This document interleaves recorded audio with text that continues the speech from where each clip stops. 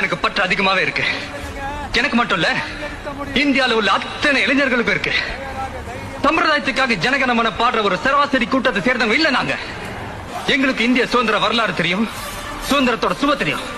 அதுக்காக என் நெஞ்சில தேசிய கூடிய பச்சை குத்திட்டீங்களான்னு தெரிய முடியாது.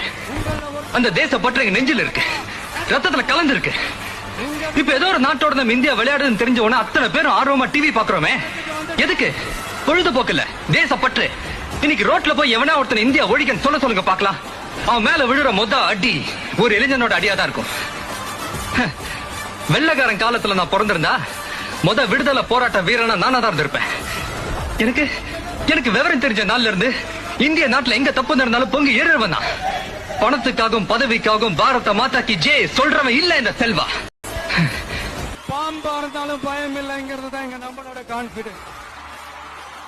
என்னோட கெரியரின் உச்சத்தை எப்படி கெரியரின் உச்சத்தை உதறிட்டு உங்க விஜயா உங்களை மட்டுமே